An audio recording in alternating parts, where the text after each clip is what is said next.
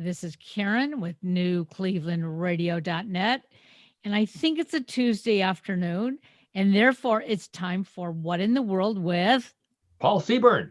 Hi, Tiff. Karen. Hi, everybody. How you doing? I'm doing great. Yes, it is Tuesday. That's right. Yes, Hello, but we also have John DiNallo on the screen somewhere. Hi, John. Hi, Paul. Hi, Karen. It's another Tuesday afternoon. Yes, it is. Another Tuesday. That's right. Another Tuesday with What in the World, everybody's favorite weird news show. I was trying to explain it to someone who had never heard it last night, and it's hard to explain. I told them I just listen in. It'll be good. So, in fact, since I mentioned listening, hello to everybody who's listening on a podcast, and a wave hello to everyone who's watching live or in the future on YouTube. Say a special hello to Mel and Don, who say that they have both been either listening or watching. So hello to you guys. Thanks for joining in with us every once in a while to have fun. Talking about real news, sometimes strange, always funny. That's our motto here at What in the World. Strange stories every week. I can't believe that they're stranger than last week, and yet John and Karen will verify that that's the case. And of course, John provides our color commentary and our sports segment. And I know John has a very timely, interesting sports story for us this week. So we're looking forward to that, because it's 3, 4, 5 days before Easter, if I'm not mistaken, already into Passover for some of us. So I don't have any Passover stories, I'm sorry, but I do have, that is okay. Probably better, isn't it? Yeah.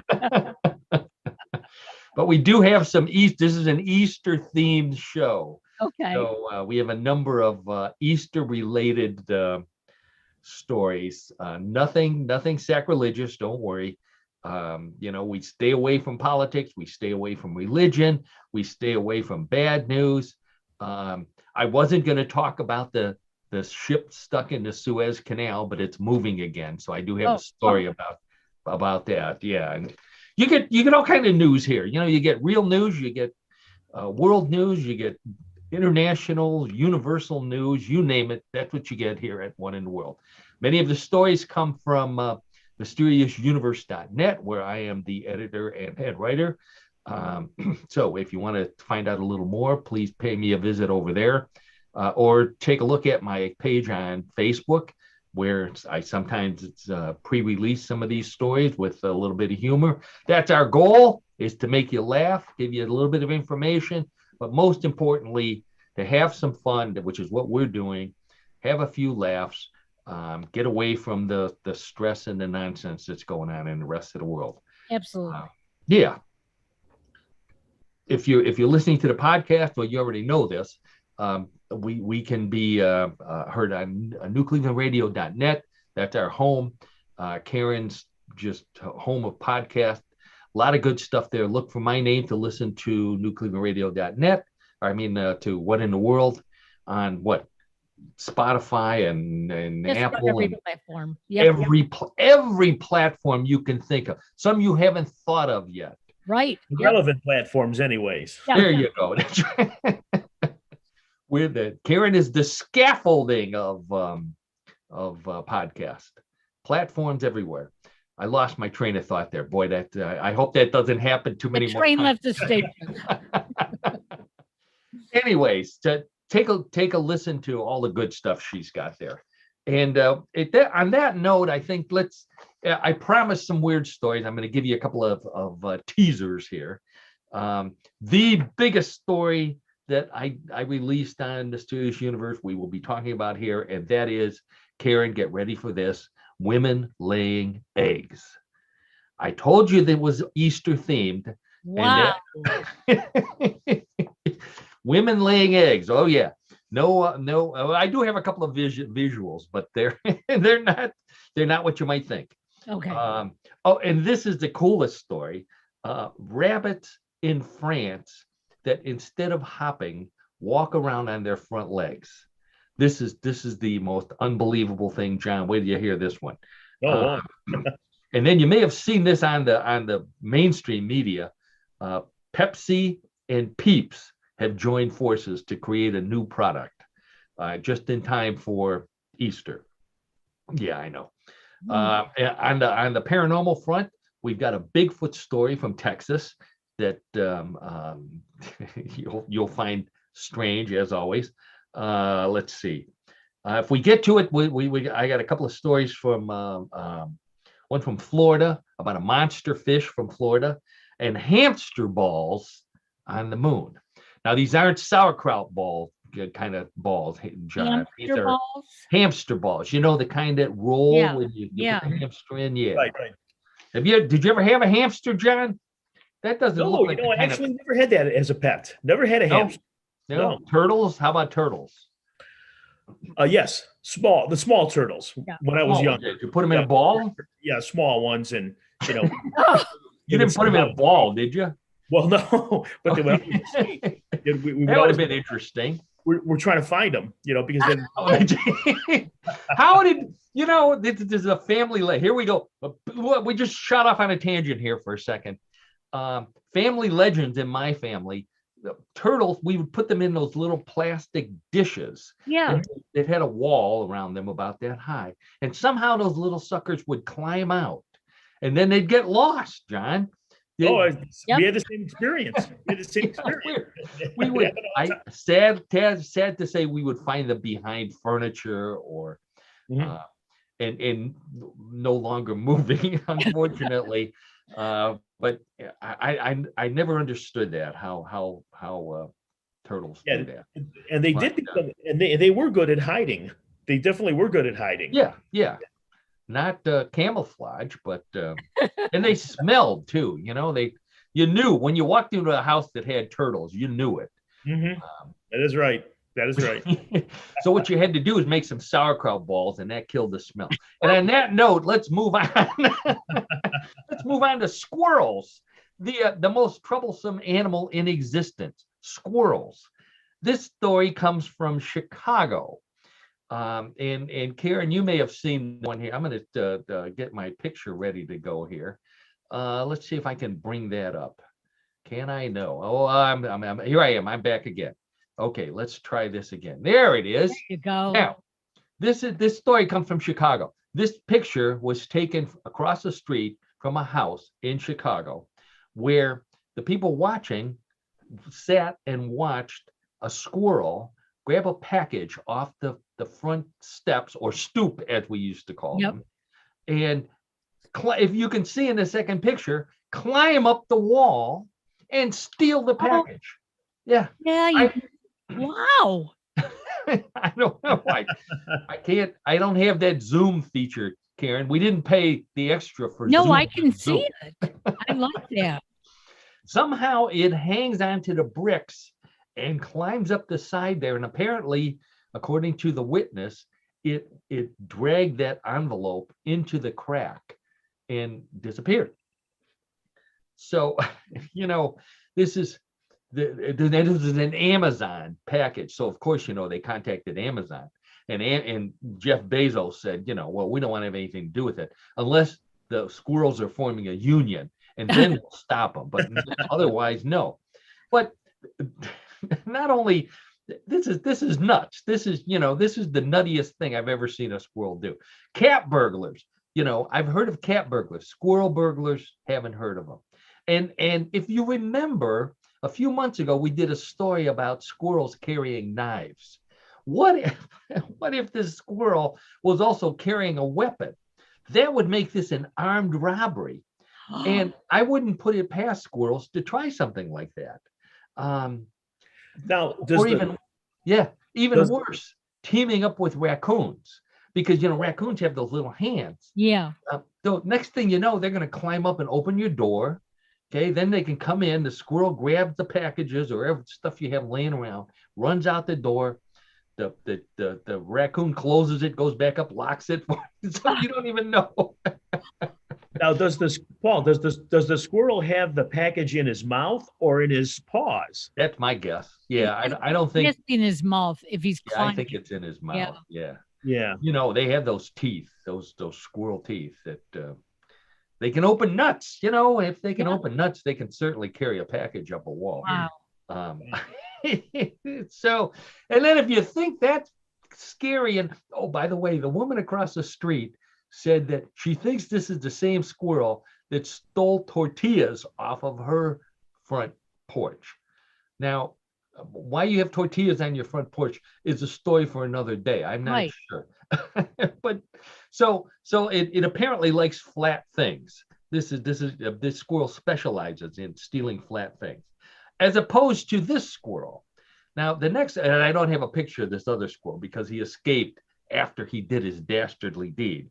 But this was in very close to us. Oh, Karen, this is a Michigan story, on Mackinac Island. Oh, In good. Upper Michigan. A squirrel broke into St. Anne's Church, very nice old church, and tore the place apart, knocked over plants, knocked over candles.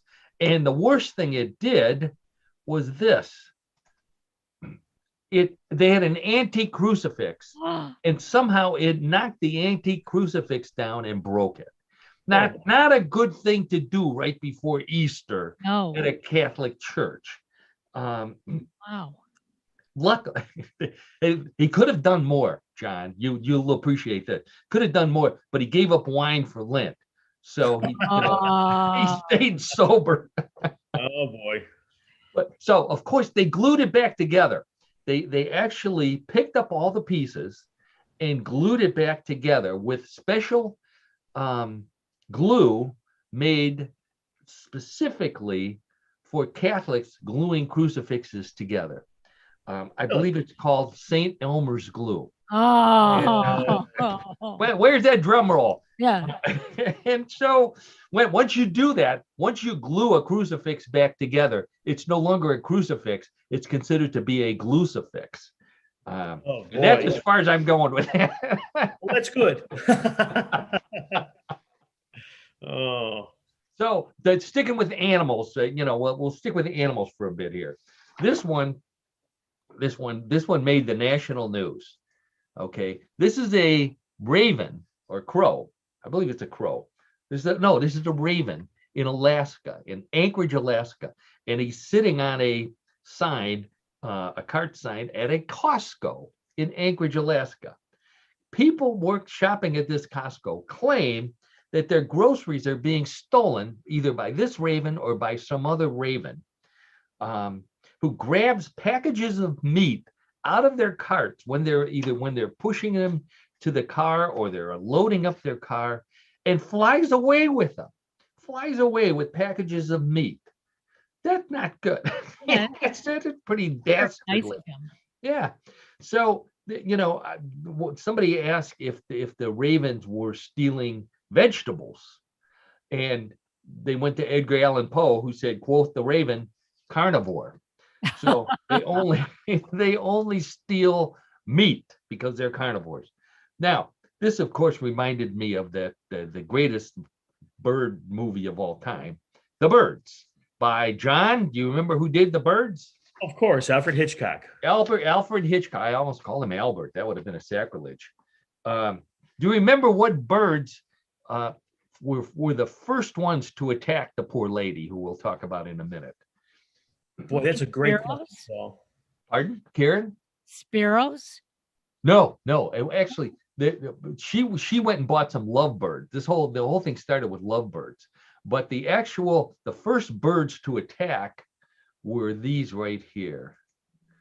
Those are seagulls. I completely forgot about that. I thought it was a seagull, actually. Yeah. I thought it was seagulls. Okay. This is the famous scene where the star, the villain, I guess you would call her, locks herself in a phone booth. Remember phone booth? Yes. Sure.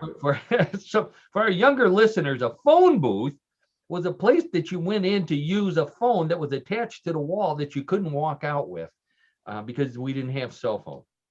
So she hit and all over. Then the crows showed up, and I might have a picture of a crow here. Oh no, that's what this shows you how dastardly these seagulls were, because she ended up dying. Now, John, do you remember who the star of this movie was? Yes, I do. Her name is Tippi Hedren. Yes. Tippi Hedren. Tippi Hedren is 91 years old. Wow.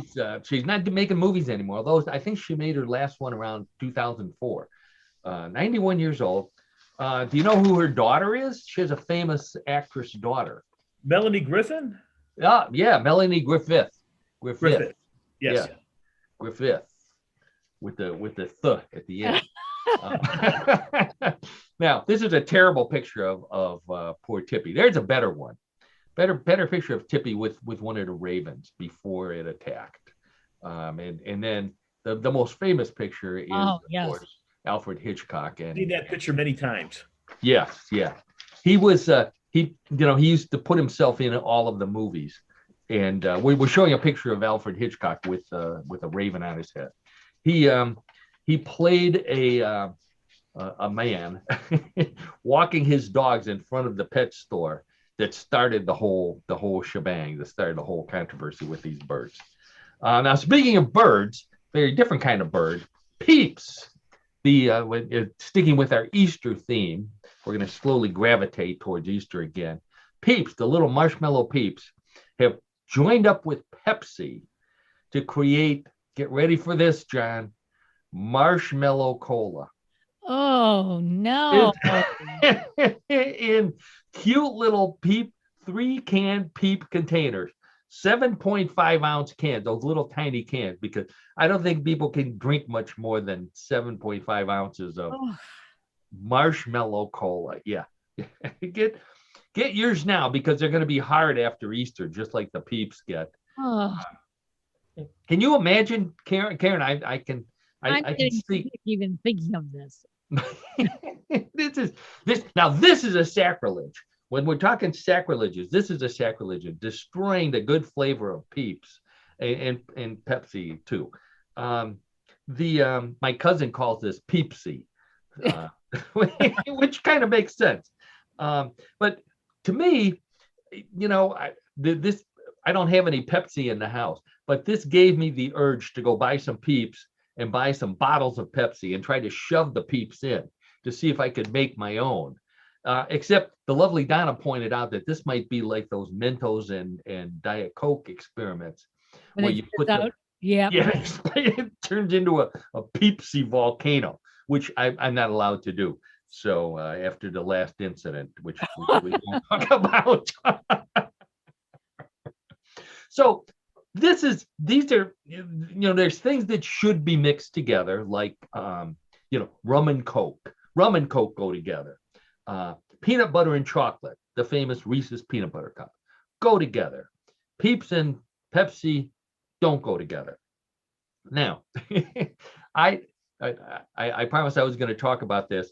Over the weekend, I took some things that don't go together, and I made a multi-ethnic dish that, believe it or not, tasted really good.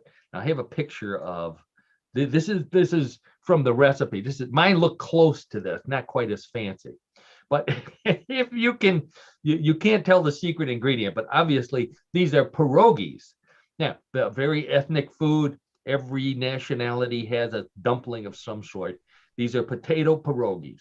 So I had some potato pierogies from a church in Cleveland, and I had some Brussels sprouts, which of course come from Belgium. Okay, so we've got Polish pierogies, we've got Brussels sprouts from Belgium, and then the secret ingredient to all this is kimchi,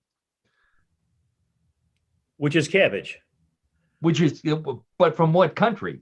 Korea. Korea, that's right. It's fermented cabbage from Korea. Not just fermented, John, but the traditional way, and I didn't do this, by the way. I went to Hainan. But the traditional way to make kimchi is to take cabbage, grind, chop it up, a bunch of other vegetables, root vegetables. It's a winter vegetable thing. And then ginger and peppers and all kind of other spices. Put them in a crock and then bury it for at least a week while it ferments. And then you have a big party. You have a big kimchi party where you dig up the crock, and it smells. It smells like you wouldn't believe. Tastes really good. A little potent, but tastes really good. So that's what this is. This came from the New York Times. of all places, the New York Times has some wonderful recipes that I'll plug. The so part of this is good for you.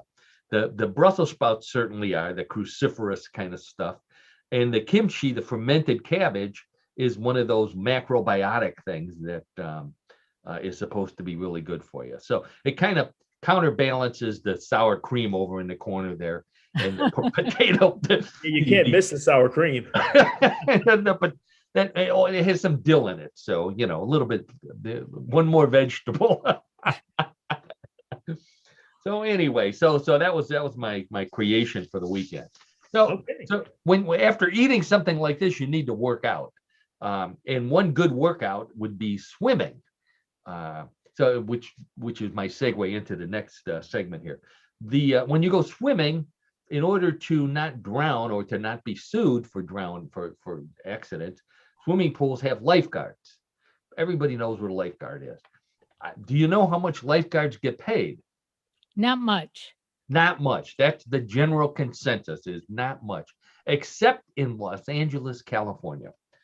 According to Forbes magazine, the top lifeguard in Los Angeles County earned in 2019, 2 years ago, $391,971. $391,000 and change. How many hours? Number two, the next seven, that was number one. The next seven more earned over $300,000 apiece. And 82 lifeguards in total in just that county had total earnings of more than $200,000. That's amazing. It makes you want to be a lifeguard, doesn't it, John? I don't care if I can't even swim anymore. I don't care for that kind of money. I can throw the buoy out there. I can blow the whistle.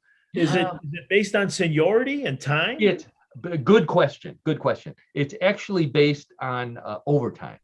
Most of them, like the guy that made 391,000, actually made like about 200,000, only 200,000 in salary, and the rest came in overtime. So, obviously the taxpayers in Los Angeles County are saying, we may be paying too much for these lifeguards.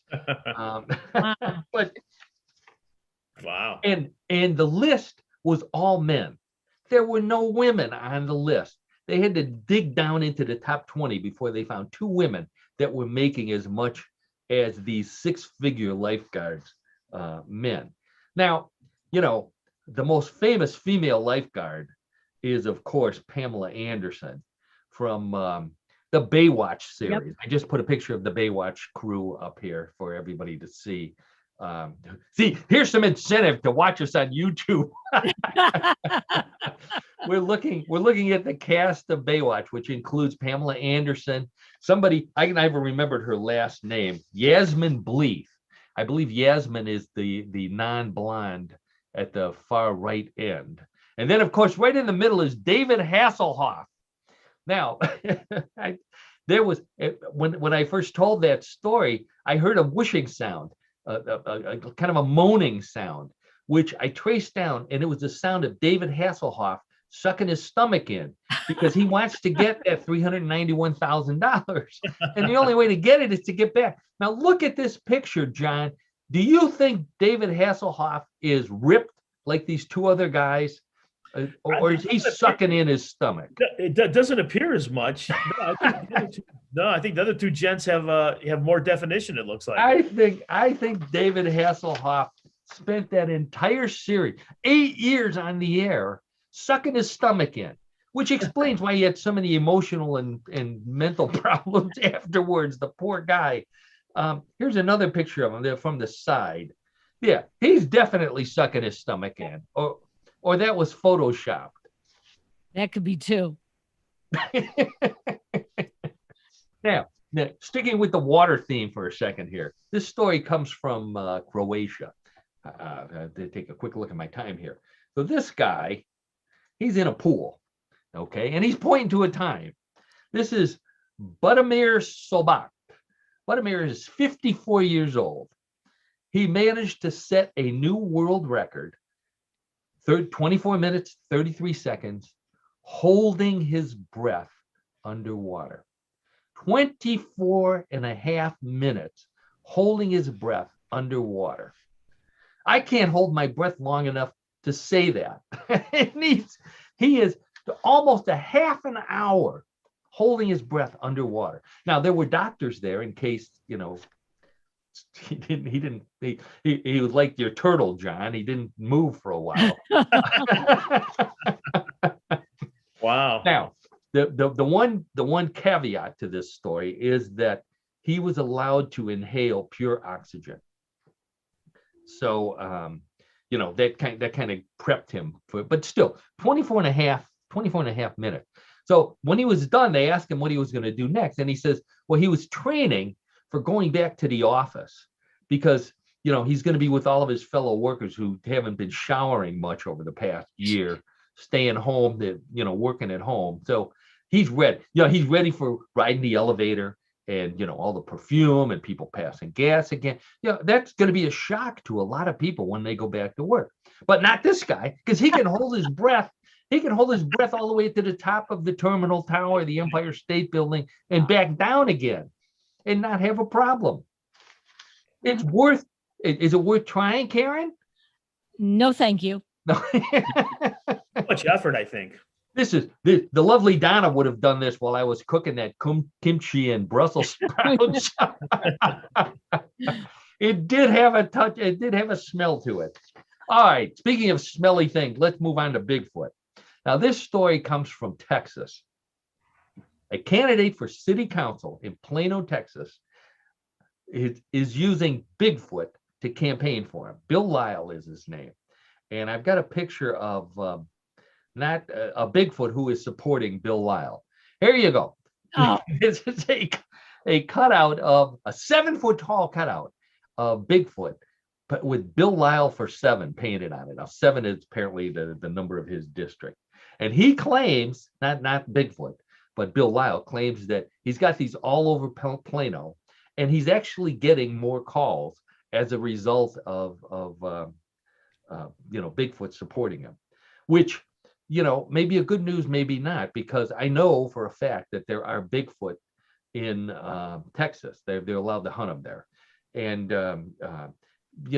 he's going to be taking free advantage of Bigfoot support. All of a sudden, a real Bigfoot's going to show up wearing a cap that says "Make America Bigfoots Again." And, he's in big trouble. That's right. He should at least leave some offerings out for Bigfoot when he does this.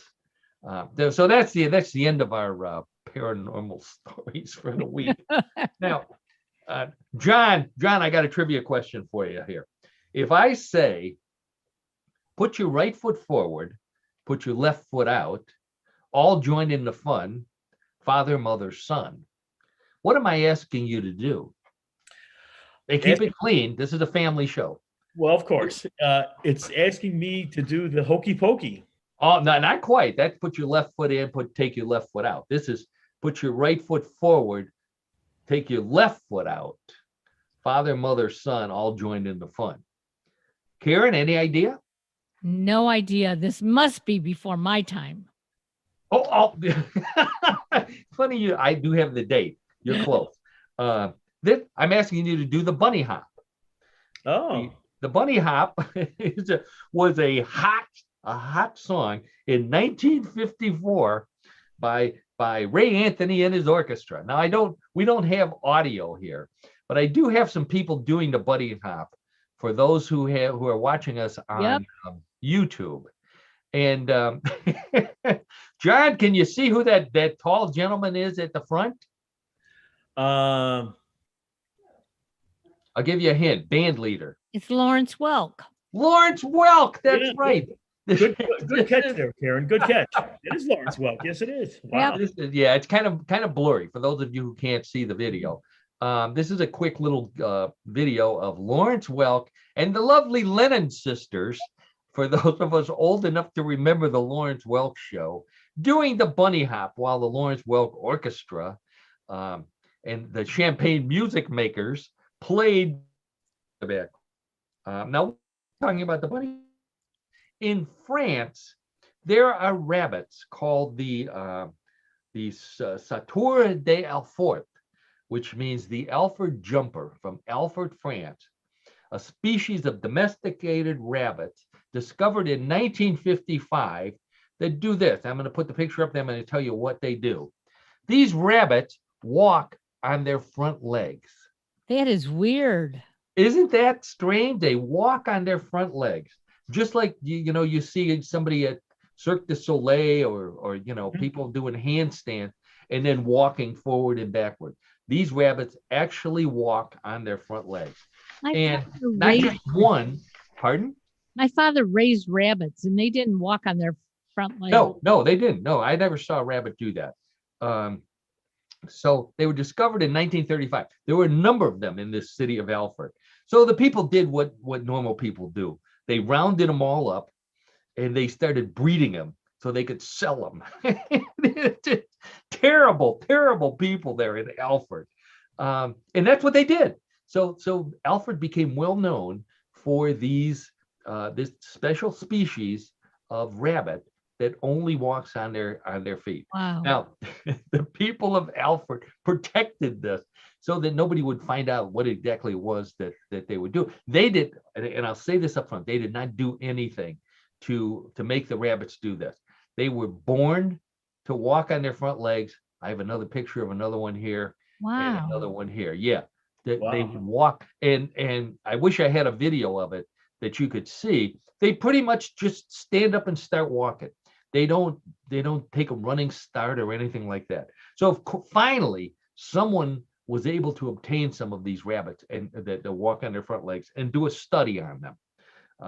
As always, I can't believe people get money to do this kind of stuff. But Miguel Carneiro in Portugal, they had to go out of the country because the French, they won't let you touch their front walking rabbits.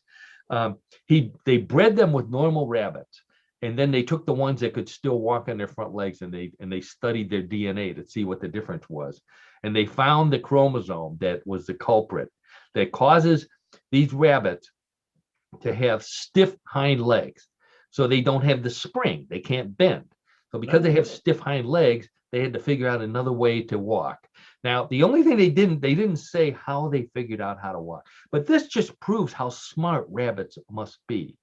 To be able to figure out how to compensate for the inability to hop by walking on their front legs for close to 100 years now. They've been doing this, that particular breed.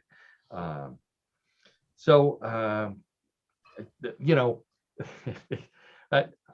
never doubted that rabbits were smart because they've already figured out how to make us buy, millions of chocolate bunnies every year for a religious holiday. Go figure that.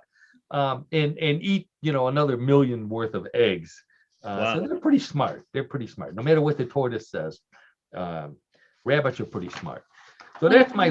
I have to disagree. Rabbits are not as smart as you think they are. Oh, they're not. Because you weren't using the front walking one. No, but the rabbit itself, you got to take their babies away from them once they're born. Oh, I'm not sure if I want to know why. Because mama eats them. She eats them. Oh, Yep, she does. No kidding. Yeah, wow. So you have to be there when the babies are born, and you got to take them away. Well, you grew up in Michigan, but you spent some time in Michigan, which is famous for Michael Moore, the filmmaker, the documentary filmmaker, who, if I remember correctly, he did a movie about Flint, Michigan that was called Pets or Meat, which was about raising rabbits in order to survive, and they either sold them or as pets or they sold them as meat. Yep. Boy, I just brought the show down to just a standstill right here. Now, between Karen and the rabbits eating their babies, we need to move on. Okay. All right. So we're going to move on to my favorite. This was one of the most popular stories I've ever done at Mysterious Universe. And this is the study that determined that women lay eggs. Actually, the purpose of the story, and I think we'll all agree to this, and it's not a sexist comment, but women have wider pelvises, wider hips than men. It's a given fact. biologists wanted to know why. They wanted to know why. So a woman, okay, Karen, evolutionary biologist, she did a study and she determined that the reason why women have wider pelvises than men is because at one time in our background, women laid eggs. Okay. Okay. I have a picture of one of those eggs, by the way. There it is right there.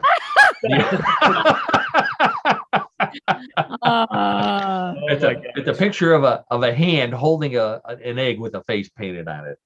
For those of you who aren't watching us on YouTube. In fact, that egg, by the way, and this is a true story, that egg actually grew up. It survived and it grew up. And I have a picture of that egg as an adult. And there it is right there. Oh. A picture of John Travolta looking like an egg.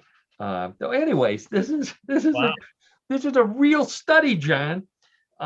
They started with the accepted fact that women have wider pelvises, and they tried to figure out why. And the theory, the accepted theory up until now, was that human babies are unusually large when they're born, especially their head. And I know Karen can attest to this, having personal experience. The head is big.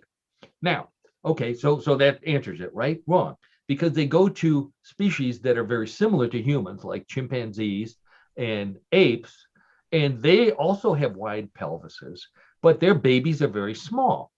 So then they went to other species, like, say, cats.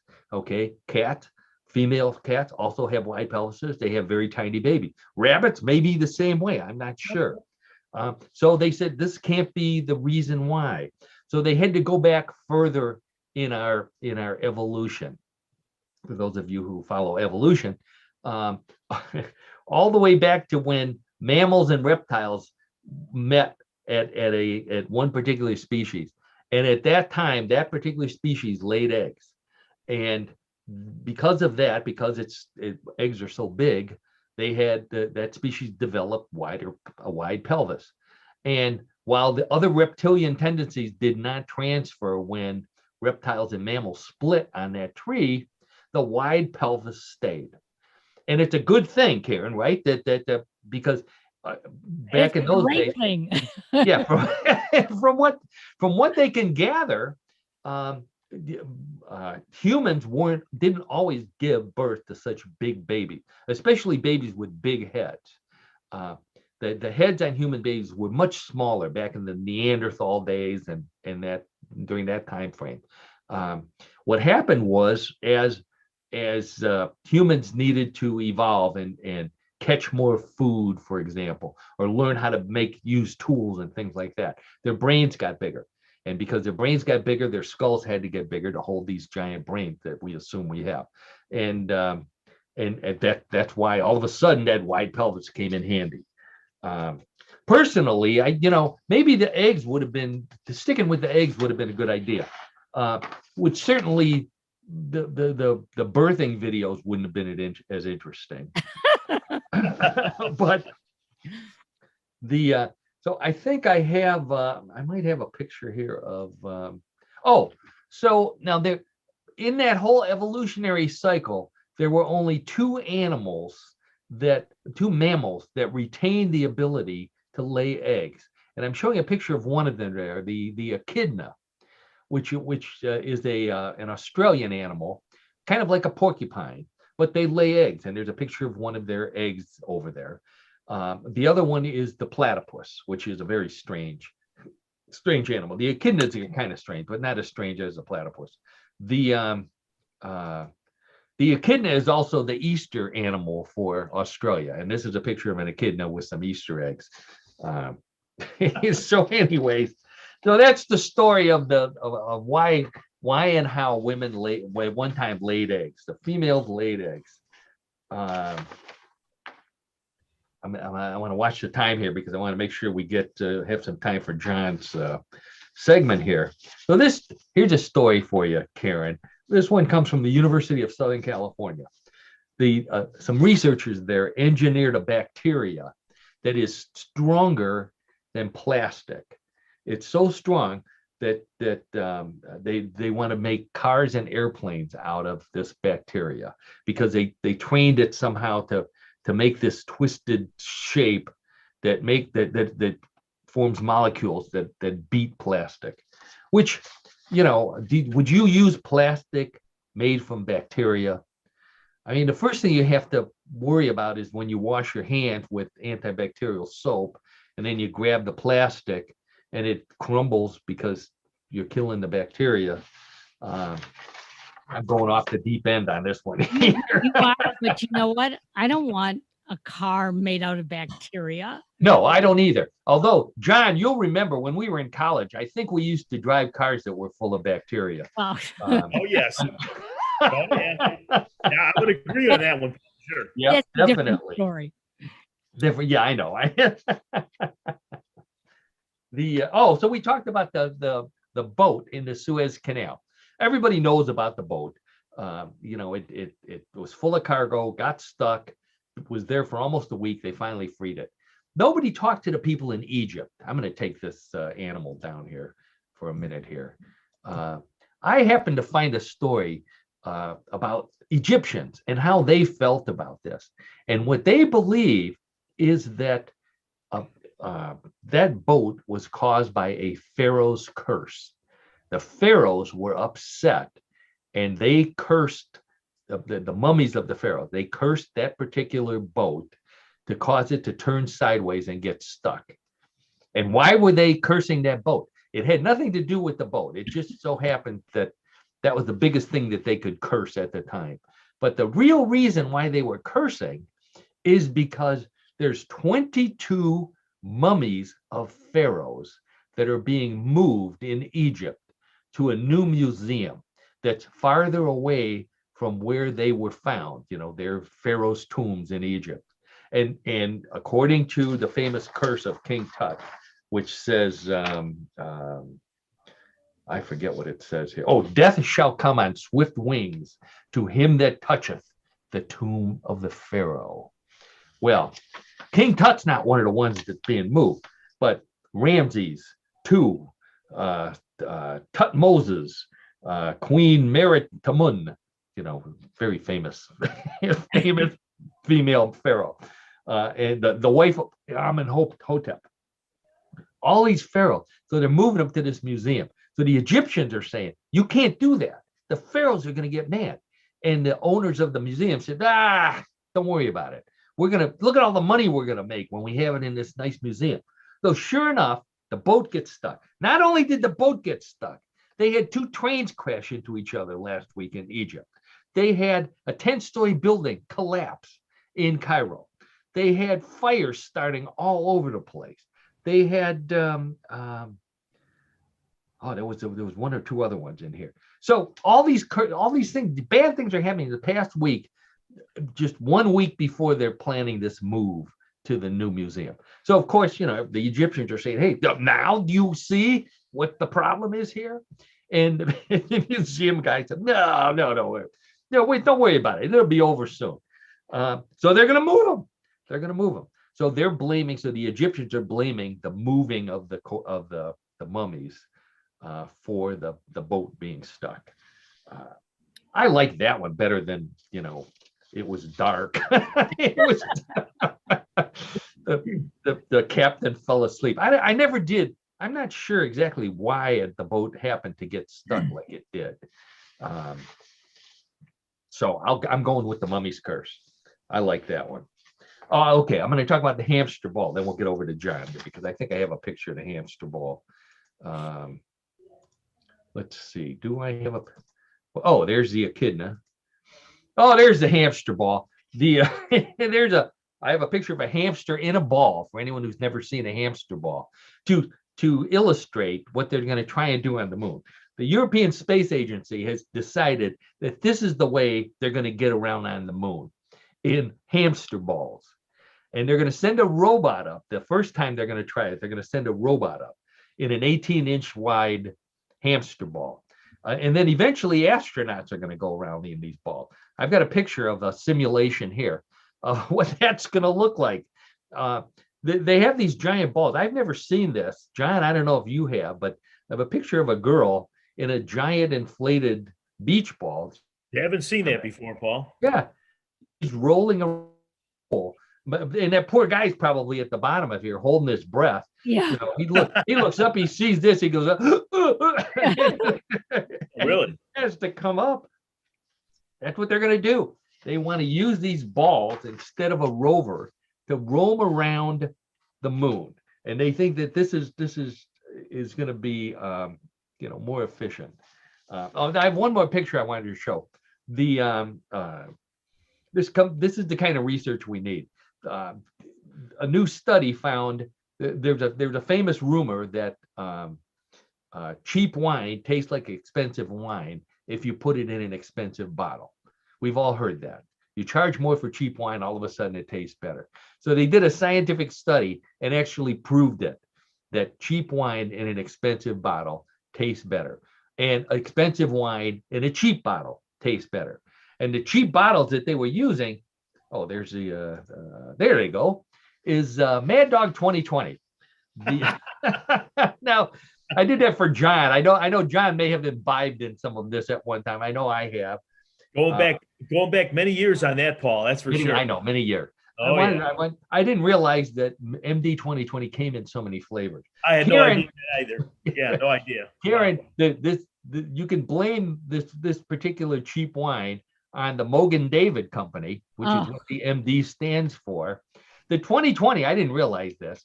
The 2020 stands for 20 ounces and 20 proof, 20% alcohol. Really? Wow. That's 40 proof, I guess. Yeah. Yeah. So that's pretty potent stuff. And it's obviously fortified and flavored. The reason why I put this up, I didn't realize this.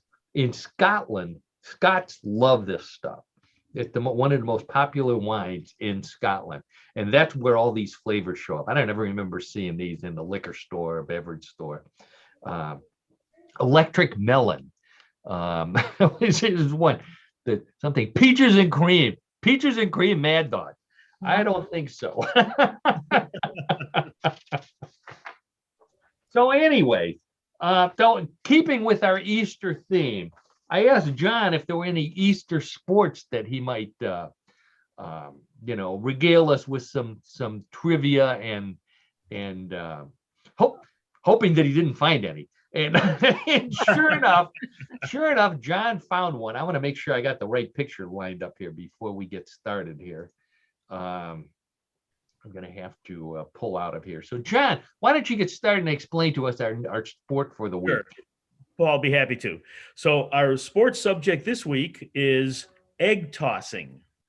Did you say egg tossing? I did say egg tossing, yes. Now, egg tossing or egg throwing is a game associated with Easter.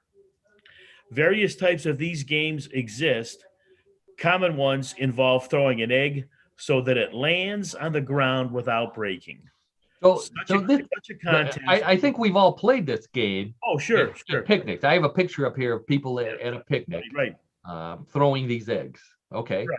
So such tossing them. Now you're not talking about tossing them up and catching them yourself.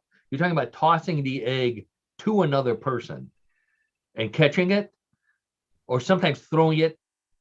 Well, yeah. Well, again, those. Okay. Yes. In fact, that's the idea. The object is not to have the person that's receiving the egg break it. Oh, of course. I think that would look something. Oh, here's a normal egg toss right here. Right. And here's a person who's not very experienced. They just got eliminated, I would say. Sure. So would that be the case, John? The technical term? Yes. Well, yes. As well as having to deal with what happens when you fail. But though the egg was a symbol of the rebirth of the earth in the pagan celebrations of spring, and then was adopted by early Christians as a symbol of the rebirth of man at Easter. Right. So from a historical view, in medieval Britain, there was an egg throwing festival held in the churches at Easter. The priest would give out one hard-boiled egg, which was tossed around the nave of the church, and the choir boy who was holding the egg when the clock struck 12 would get to keep it, and he was the winner. Yeah, I love it. It's, Oh, it's a that's little bit of a good. different version with a hard-boiled egg on top of it. Man, I'd go to church at midnight on Easter just to see that. That sounds like fun. Now, in another version of the game, the idea is to toss an egg so it falls on the ground without breaking. Oh, okay. This is possible, for example, on grassy meadows. And in Germany, children invented a way to spin the egg during the toss so it lands on its tip while still spinning. So that took some time and effort, but that's what they do in Germany. In Fancy the egg Netherlands, tossing. right. Okay. In the Netherlands, Dutch children play a game called egg sales, in which one child sells one egg to another. The new owner then throws the egg in the grass, and if it does not break, it must be returned to the seller. So I like that. that's I a think different version there for we sure. should do that for a lot of other products. I think that's it. Throw it at the ground, and if it breaks, you got to take it back. I think that's a good move. Okay. Yeah.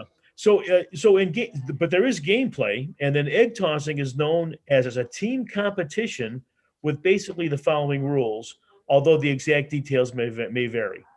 One member of a two-person team tosses an egg to another. If the egg does not break, they step apart and then the toss is repeated. The contest continues until one egg is left unbroken. And a popular variation of egg tossing uses water balloons as the tossed object. Yeah. So Well, for obvious reasons. Egg, it could be water I have balloons. a picture of here of a team that apparently won. They're holding a tiny little egg trophy, but there's a man and a woman. So this is co-ed egg toss. Just so you know, this isn't just a man's sport, Karen. No, this it is is something not. that women can participate in as well. Okay.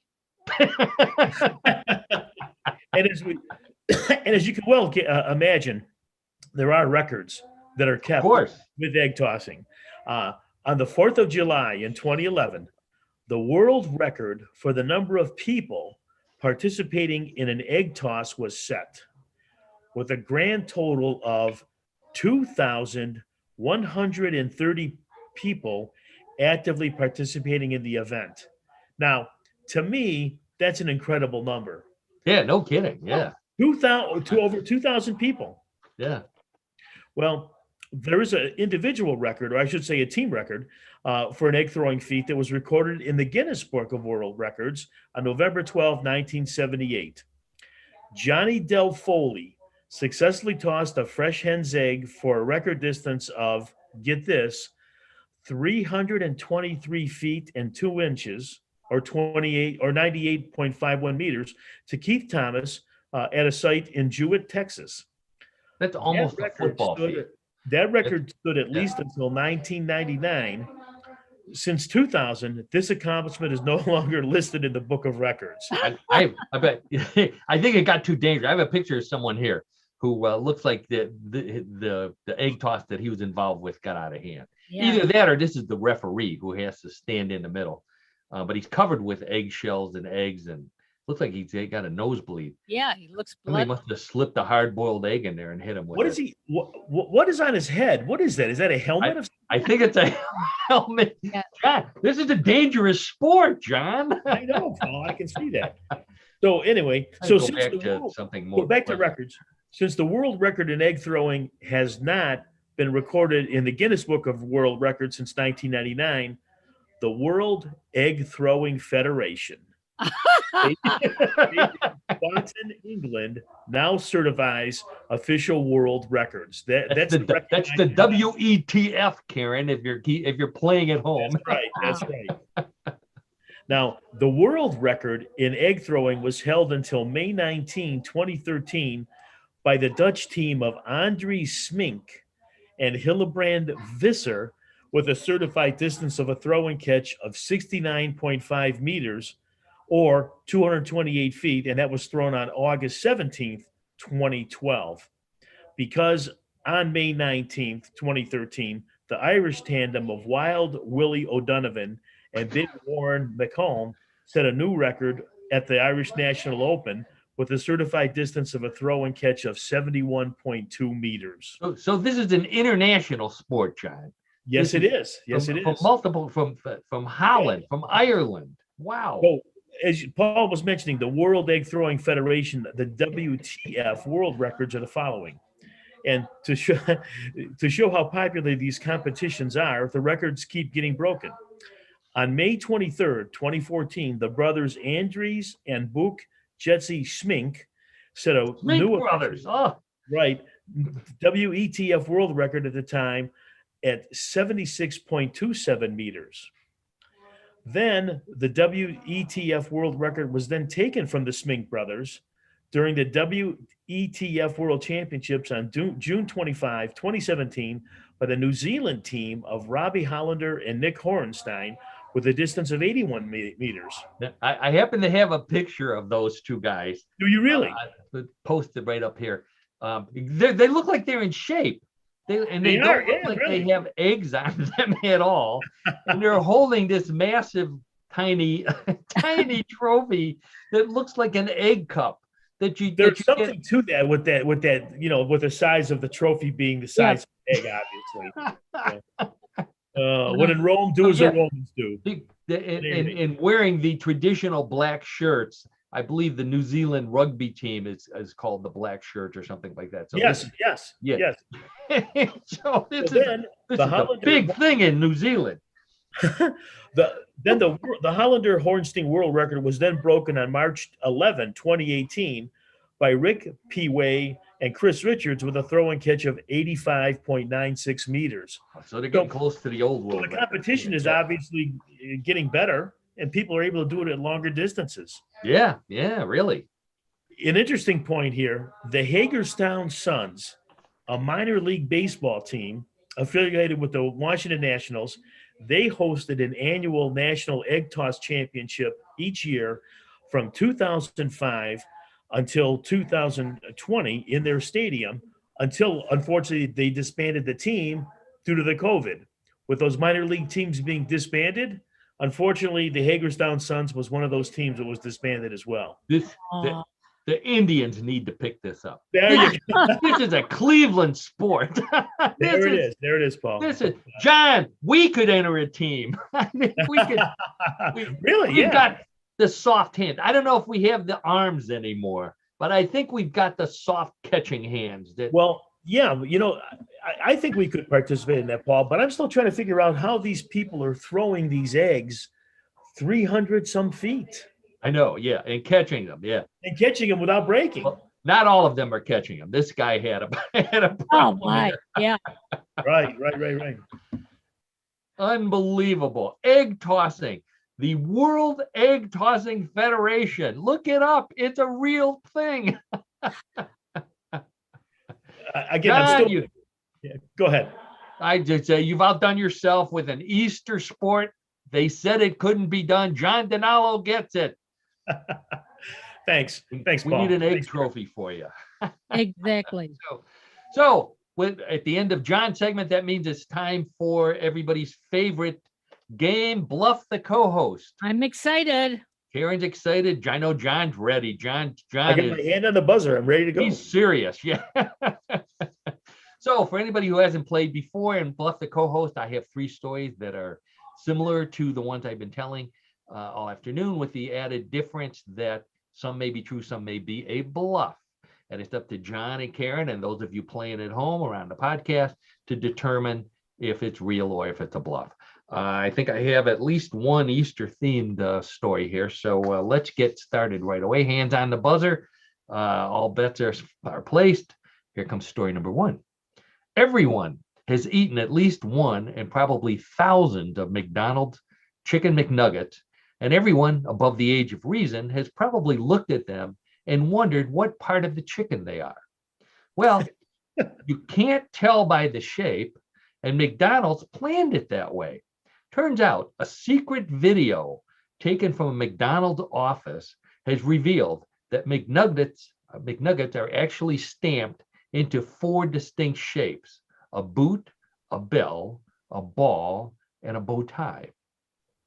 If you can't see the shapes, it's either because they're covered with 2 thick layers of secret batter, or because you gobbled them down before you pulled your car back into the street. In any case, the video says the shapes were made for kids anyway, even though these kids today have no idea what a bow tie is. So McDonald's actually creates shapes for the McNugget. A ball, a bow tie, what did I say? A bow tie, a bell, a boot. And they actually are parts. Think, Karen, real or bluff? I need to play some Jeopardy music here. I didn't realize it was that hard. I'm with this because, I'm going to say it's false. I cannot see how they did it. Okay. All right. So Karen can't see those shapes in McNuggets. John, how about you? I agree with Karen. I think it's false because I've eaten plenty of those chicken McNuggets, and I've never seen them necessarily shaped like a bow tie, a boot, whatever. So I think it's false. Before I give the answer, John, what kind of shapes do you see? It's unknown, Paul. It's unknown. Oh. Well, okay. So you both say that's a bluff, huh? Guess what? It's real. Really?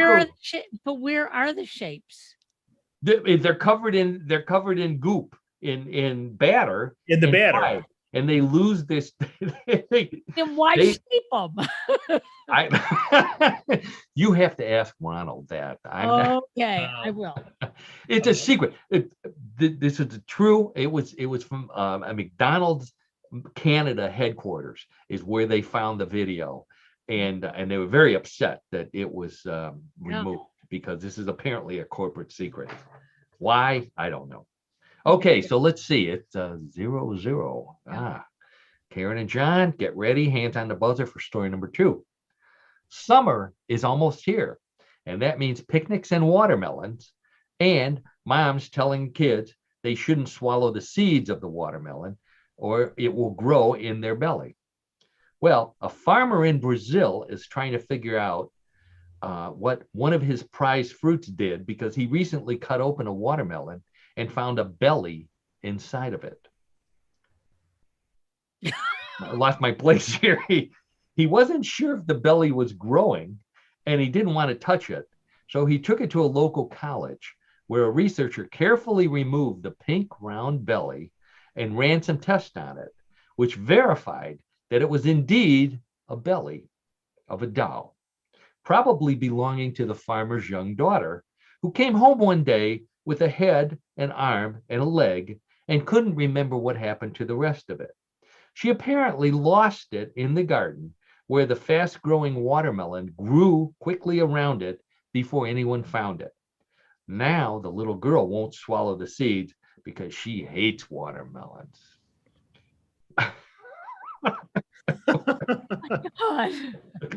What do you think, John?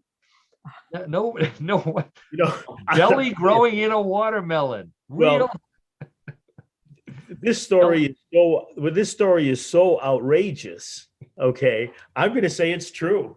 From Brazil, okay, for Brazilian watermelon. It's outrageous. That's an outrageous story. Monster Brazilian watermelon. John says it's so outrageous it must be true, which has worked for you before, John. Let's see if it has. Karen, how about you? Well, I think you're really good at writing. Okay. Well, thank you. You can write some really good jokes, but I don't think you're smart enough to write this one. So I'm going to agree with John that it's true. From Brazil, the belly growing in a watermelon. Let's see. That's a bluff. Wow. I'm impressed. That's a bluff, boy. I'm going to pat myself on the back for that one. You did very well. Let me see. Now let me tally. I wish I had a scoreboard here. We'll need one today. So it doesn't matter if the points are doubled in round 3 because both of our contestants are still tied at 0. Boy, this is worse than the final 4 here.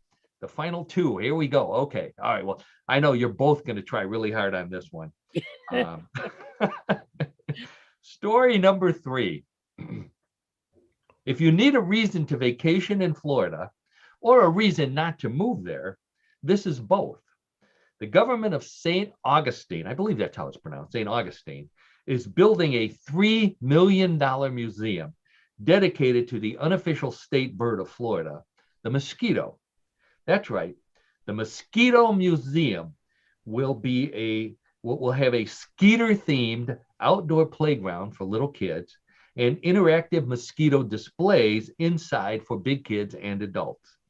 The displays will have live mosquitoes to watch, dead mosquitoes to look at under a microscope, and giant mosquitoes to climb on, but no loose mosquitoes to slap or zap. If you can sit for a few minutes without scratching, there will be videos on diseases spread by mosquitoes and lectures by experts on how to control them. After a long, fun day of playing with the insects, everyone leaves the Mosquito Museum through the last display of little robotic bugs singing, "It's a skeeter world after all." Oh, geez. So other than that last little line, that St. Augustine, Florida is opening a mosquito museum to honor the unofficial state bird. Karen, you've been to Florida. You certainly know people who live in Florida. Yeah, but a mosquito's not a bird. I know it's not, but the big ones are almost as big as a bird. No, it's Not birds. okay. It's for a big insect. That's Yeah, I get it. Okay. I'm gonna say it's false. Karen, so you would not, you're glad you wouldn't even go to one. No way. No way. Okay. John, I know you have mosquitoes in your neck of the woods. What do you say? Would you go to a mosquito museum in Florida? But you'll be going to Florida pretty soon. Yeah, this could be the perfect little side trip for you, if it's true. Well, I'm going to say it's false. I don't. I can't see them establishing a museum for mosquitoes. I mean, it's more of a pest. I'm praying it's false. I'm praying it's false. You're praying. This is Holy Week, by the way, for all of us Catholics. That's right. So John will be praying extra hard. Let's see. What day is today? Today's Tuesday. What comes up next? Holy Thursdays. Better pray really hard there, John, because that's a real story. There really is. There is a real museum for the mosquito in St. Augustine, Florida. But they're getting money from the pesticide people because they really want to, inform people on the dangers of mosquitoes. But they also, the playground, they're having a playground outside, but they got monster mosquitoes inside that you can climb on. All true. Is that robotic? Is that robotic mosquito? Is that true also? No. It's a skeeter world after all. Just put that in there. No, I made that up, John, just to throw you off. That little piece right there threw you off, didn't it? I think it did. Well, you know what? At least we tied again today. Yes. You did tie. There you go. It's like soccer. But guess what? This is the first time I think neither of us has gotten one right. I know. I believe that. That's Right. That's the first time I bluffed you all the way through. Right. Wow. So, how about that? I just learned, Linda just posted that Clute, Texas has an annual mosquito festival. She's right. Yeah, I remember that. That's right. Clute, Texas. Linda, by the way, is Tex Chick. We've heard you many times. Hi, Linda. Thank you for that bit of trivia. Wow. Yeah, they need Linda, for your retirement, you could open a museum down in Clute. Why? I don't know. Well, anyways, we've come to the end of another What in the World, but pretty strange ending right there, although I'm pretty happy with it. I want to thank everyone for tuning in, whether you're tuning in live on a podcast, on YouTube. Thank you so much for joining us. Whatever you're watching us or listening to us on, do a like or a follow or all that good stuff so that we know that you're there. I want to thank my old friend John DiNallo for that great Easter sport and for being a sport during our What in the World competition and your color You're welcome, Paul. commentary. Thank you. Happy Easter to you. And Karen, Sure. thank you so much for everything you do at newclevelandradio.net, all the podcasts, all you do for What in the World, besides being a great co-host and great What in the World. What do I call that game again? Bluff the co-host player. And happy holiday to you. I know you're going to be cooking again. So No, we can, I you're not. I gave it up for Lent. There we go. On that note, we have to end it. Have a Thanks good again day. for tuning in. Bye-bye. Bye. Bye-bye.